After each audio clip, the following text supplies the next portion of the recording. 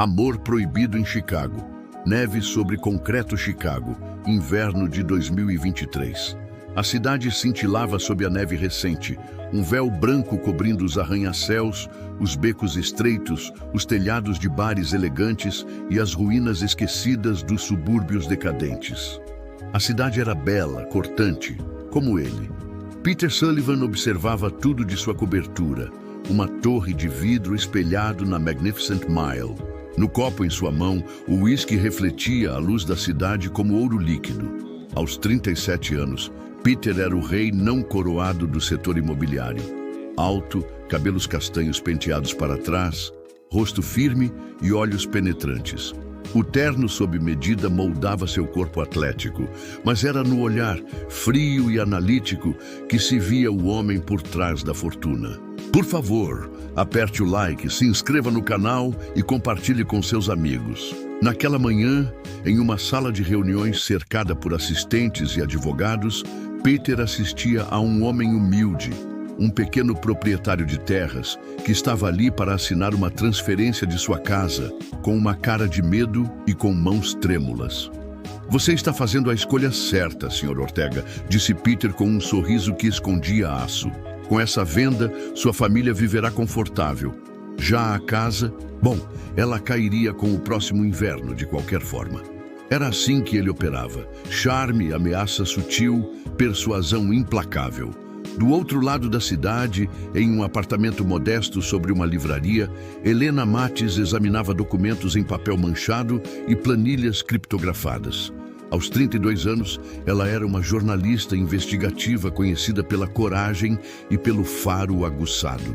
Sua beleza discreta era intensificada pela determinação no olhar, pelos gestos firmes e pelos cabelos soltos em desalinho estudado. Na tela, um nome chamou sua atenção: Sullivan Enterprises. Cruzamentos com registros de doações políticas, contratos superfaturados e enriquecimento ilícito. A ponta de um iceberg. Naquela noite, ela publicou um artigo: Corrupção congelada. O inverno de Chicago e a ascensão de novos milionários. Sem citar nomes diretamente, a matéria apontava dedos poderosos. Peter leu o texto em seu celular, no banco de couro do carro, enquanto seguia para um evento de gala. "Descubra quem é essa mulher", ordenou ao assistente, "e convide-a para o baile." O céu de Chicago estava cinzento, pesado, como se antecipasse os pecados ocultos que repousavam sob suas ruas geladas. A neve caía com suavidade sobre os telhados dos prédios, suavizando os contornos duros da cidade. Mas nada podia suavizar o olhar de Peter Sullivan enquanto observava o horizonte através das janelas do 15º andar de sua torre envidraçada. Ali, naquele santuário de aço e vidro, Peter controlava impérios. Seu terno cinza escuro moldava seu corpo atlético com precisão quase cirúrgica, e seus olhos castanhos, quase negros, pareciam examinar a cidade como um estrategista observa um tabuleiro. O rosto estava impecavelmente barbeado, o cabelo castanho pardo penteado para trás com precisão. Ele acabara de fechar a compra de um terreno valiosíssimo no centro da cidade, um pequeno restaurante familiar que resistira por décadas até ceder ao cheque gordo e às ameaças veladas. "Mais uma peça no lugar", disse ele ao seu assessor, sem desviar os olhos da cidade. "Agora comece o processo para a licença de demolição, hoje ainda." Enquanto isso, do outro lado da cidade, em um modesto apartamento no bairro de Logan Square, Helena Mates examinava arquivos escaneados no monitor do laptop. A luz azul refletia nos olhos castanhos e atentos, enquanto ela digitava freneticamente. Seu cabelo, longo e levemente ondulado, estava preso em um coque improvisado. Ao seu lado, pilhas de documentos, relatórios públicos e registros de imóveis se acumulavam como um quebra-cabeça prestes a se encaixar. "Eles estão ficando ricos rápido demais, muito rápido", murmurou ela, abrindo o e-mail anônimo que recebera naquela manhã. Lá estavam os nomes: 5 vereadores, 2 inspetores da prefeitura, todos com patrimônio disparando nos últimos 2 anos. E em quase todos os casos, havia uma conexão discreta com empresas ligadas ao nome Sullivan. Helena se recostou, cruzou os braços e soltou um suspiro determinado. Estava perto. E quando estivesse pronta, o nome de Peter Sullivan iria estampar a capa do jornal com um escândalo que a cidade não esqueceria. Na noite seguinte, um evento beneficente no Museu de Arte Moderna reuniu a elite de Chicago. Champanhe, vestidos longos, sorrisos falsos e apertos de mão calculados. Helena estava lá, infiltrada com um crachá de imprensa pendurado no pescoço, seus olhos sempre atentos. Ela não esperava vê-lo tão de perto. Mas ali estava Peter, a poucos metros, cercado por políticos e empresários, todos rindo de forma ensaiada. Quando ele percebeu seu olhar, não desviou. Aproximou-se, como um lobo que reconhece um desafio. "Senhorita Mates", disse ele com um sorriso afiado, estendendo a mão. "Gostaria de agradecer pessoalmente pela atenção que está dando aos meus negócios. Meu trabalho é apenas mostrar ao público o que acontece nos bastidores", respondeu Helena, apertando sua mão com firmeza. "Então espero que esteja preparada para as consequências de mexer com gigantes. Espero que você esteja preparado para cair, Sullivan." Havia faíscas, não de raiva, mas de algo mais primitivo. Helena sentiu um arrepio quando ele se afastou, deixando o cheiro sutil de madeira queimada e perfume caro no ar. O inverno tornava Chicago uma cidade silenciosa, quase cúmplice. As ruas cobertas de branco escondiam mais do que pegadas, escondiam histórias, ameaças e verdades. Helena caminhava entre os salões luxuosos de um coquetel exclusivo promovido por investidores imobiliários. Um vestido preto, justo e elegante cobria seu corpo com sofisticação contida. Ela observava, escutava e anotava mentalmente. Conseguira entrar como acompanhante de um advogado da prefeitura que ela havia entrevistado semanas atrás. Entre brindes e conversas triviais, pescava nomes, escutava frases incompletas, via envelopes sendo discretamente passados de mãos. Mas algo naquela noite a incomodava, a sensação de estar sendo vigiada. Mais tarde, quando saiu do evento e caminhava até seu carro, percebeu a presença de alguém a poucos metros atrás. Acelerou o passo. O homem também. Quando sentiu que ele se aproximava demais, Helena girou com o celular na mão, pronta para gritar. Mas o vulto desapareceu na escuridão. Horas depois, em uma esquina remota da cidade, Peter ouvia a repreensão de um de seus homens. "Disse para você apenas observá-la, não amedrontá-la. Ela é jornalista, não uma ameaça física." "Mas, chefe, ela está indo longe demais." "Quem vai decidir isso sou eu. A partir de agora, ninguém chega perto dela. E se acontecer de novo, você vai lidar comigo." Peter acendeu um cigarro com as mãos enluvadas, mas seus olhos estavam em chamas. Ele não sabia por que se importava tanto, mas sabia que se alguém encostasse um dedo nela, ele próprio quebraria esse dedo. O segundo encontro aconteceu por acaso, ou assim pareceu. Um bar discreto no centro da cidade, onde jornalistas e empresários às vezes se misturavam entre o uísque e a fumaça. Helena estava ali com uma colega, revisando os últimos achados do caso. Quando Peter entrou, acompanhado apenas de um assessor, ela soube que não era coincidência. "Chicago é pequena demais para nós dois?" ela disse quando ele se aproximou. "Eu diria que é fria demais. Mas você parece lidar bem com o gelo, Helena. E você parece lidar bem com o fogo, especialmente quando se trata de destruir o que está no caminho." Ela esperava uma resposta afiada, mas o que veio foi diferente. Peter se sentou ao lado dela, a centímetros de distância, e sua voz baixou o tom. "Meu irmão mais novo morreu quando tinha 14 anos. Um tiroteio em uma construção abandonada. Um lugar que nunca deveria estar aberto. A cidade fingiu que não viu. Eu prometi que um dia teria poder suficiente para que ninguém ignorasse quando algo estivesse errado. Helena o olhou sem palavras. Viu por um breve momento o homem por trás do magnata, a raiva que moldava sua ambição, a dor que alimentava seu império. Mas você cruzou todas as linhas, sussurrou ela. E você vai cruzar todas as suas por um artigo? Os olhares se prenderam. A música ao fundo se dissolveu. O bar desapareceu. Por um segundo, eram só dois seres humanos, machucados, tentando se entender. Ele se inclinou, quase a tocou, mas se conteve. Levantou-se, deixando sobre a mesa um cartão. Se quiser conversar como gente civilizada, me procure. Na semana seguinte, Helena seguiu os rastros de Peter com mais precisão. Descobriram um conjunto de propriedades compradas por empresas laranja, todas ligadas a membros da prefeitura. As provas estavam se acumulando, e com elas, as ameaças. Helena desceu do carro na periferia da cidade para comprar um café, e quando foi atravessar a rua, um carro preto que ela não viu de onde veio, passou perto dela a toda velocidade, parecendo que queria lhe dar um aviso.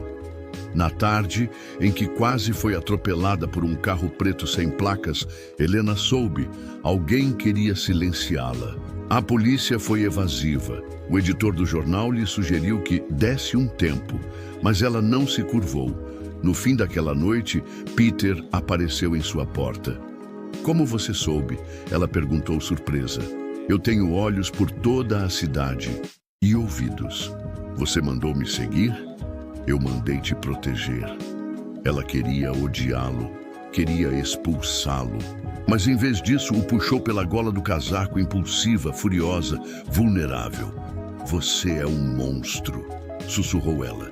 Mas por que eu não consigo te afastar? Ele a encarou. O ar entre eles era eletricidade pura. E então, sob a neve que começava a cair suavemente, eles se beijaram. Um beijo urgente, descontrolado, como se a própria cidade parasse para assisti-los. Beijaram-se como dois inimigos que haviam se rendido à verdade. Estavam perdidos um no outro. Mais tarde, no apartamento dela, despiram-se como quem abandona máscaras. Foi amor, foi raiva, foi redenção. A noite foi longa, quente e cheia de silêncios entre beijos e suspiros. Nenhum dos dois disse que era errado. Nenhum dos dois pediu desculpas. Mas ambos sabiam. Aquele era um mundo onde não existia felizes para sempre. O silêncio da manhã seguinte não era de paz, mas de pressentimento. Helena acordou com a camisa de Peter ao lado da cama. Ele já havia partido, como uma sombra que nunca esteve ali. Mas a marca de sua presença ainda ardia em sua pele. No espelho, ela viu uma mulher dividida, olhos apaixonados, mas mãos que tremiam diante da missão que ainda a chamava. Horas depois, em seu apartamento, Helena recebeu um envelope deixado sob a porta. Dentro, documentos. Muitos. Assinaturas, números de contas, memorandos confidenciais. Um dossiê completo ligando Peter Sullivan a uma teia de corrupção. Propinas a vereadores, ameaças veladas a juízes, esquemas de lavagem de dinheiro usando empresas de fachada. Era tudo o que ela precisava para derrubar um império. E o homem que havia feito seu coração estremecer. Ela encarou o espelho de novo. Mas agora não era amor que via, era decisão. O escritório de Peter ficava no topo de um arranha-céu de vidro, um trono moderno acima do caos da cidade. Quando Helena entrou, sua presença rompeu o ar como uma tempestade. Sabia que você viria, disse ele sem virar-se. Observava Chicago pela janela, mãos nos bolsos, corpo tenso. Você mentiu para mim, ela respondeu. Todas aquelas promessas de mudança, aquelas noites, foi parte do seu teatro? Não foram. Nunca foram. Ele se virou e seus olhos estavam cansados, como se tivessem envelhecido anos em dias. Helena, você não entende. Nada disso é simples. Sim, eu comprei vereadores. Sim, eu empurrei famílias para fora de suas casas. Mas eu fiz isso porque se não fizesse, alguém pior faria. Alguém que não construiria creches, que não reformaria escolas. Não se justifique, Peter. Você se tornou aquilo que diz combater. E agora, tenho provas. Você sabe o que vou fazer. Ele se aproximou devagar. Vai destruir tudo, inclusive a única coisa real que tivemos. Você já destruiu, disse ela. Ela colocou os documentos sobre a mesa. Seus dedos tremiam, mas sua voz estava firme. Você constrói prédios sobre concreto podre. E agora chegou a hora de tudo desmoronar. Naquela noite, Peter sabia que o fim havia começado. Não de seu império. Ele poderia resistir a escândalos, mas de algo muito mais valioso. A única chance de redenção que havia conhecido. No estacionamento subterrâneo de um hotel, Peter encontrou Victor Mazur, um velho rival do setor imobiliário e homem de métodos ainda mais brutais. Victor o esperava com um cigarro entre os dentes e um sorriso cruel. A jornalista Sullivan, você se envolveu com ela. Isso vai te custar caro. Você não vai tocá-la. Não preciso. Basta que ela publique tudo e eu garanto que será o fim para você e para ela. Peter avançou. Empurrou Victor contra a parede com fúria. Se você tocar nela, eu juro. Vai fazer o quê? Você está vulnerável, Peter, e todos sabem que amor é fraqueza.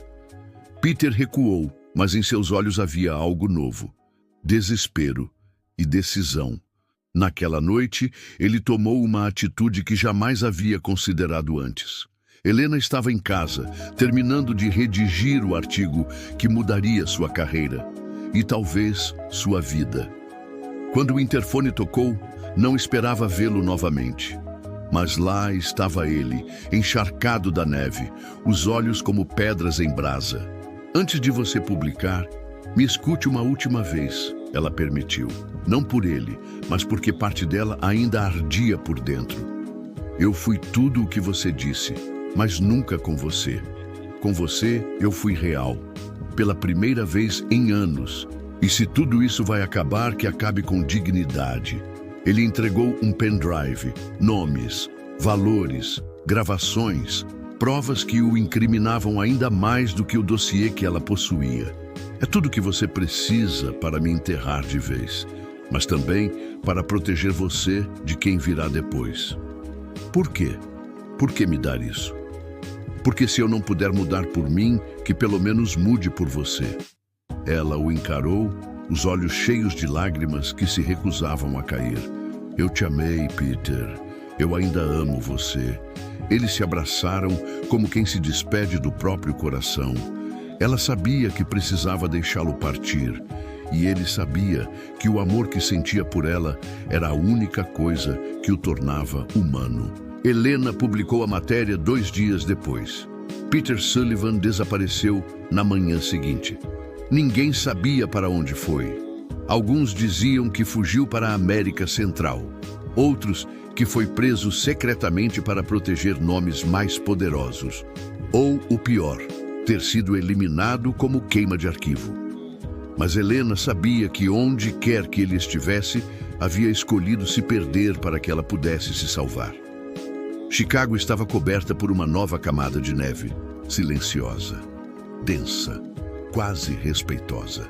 A cidade havia lido o artigo de Helena Mattes. Manchetes explodiram. Império de Peter Sullivan desmorona após denúncia. Havia indignação, mas também surpresa. Ninguém esperava que um dos homens mais intocáveis da cidade fosse derrubado por uma jornalista determinada, e por ele mesmo. Helena assistia aos telejornais em silêncio, sozinha, com uma taça de vinho esquecida nas mãos. Não havia alívio, apenas ausência. Ele havia sumido do mapa, não se entregou à polícia, não deu entrevistas, nem uma mensagem, nada. E mesmo assim, ela sabia. Ele fizera isso por ela, e aquilo a despedaçava. 2 dias depois da publicação, Helena foi ao lugar onde Peter dissera que buscava paz, à margem do Lago Michigan. O céu estava opaco e o vento cortava como gelo.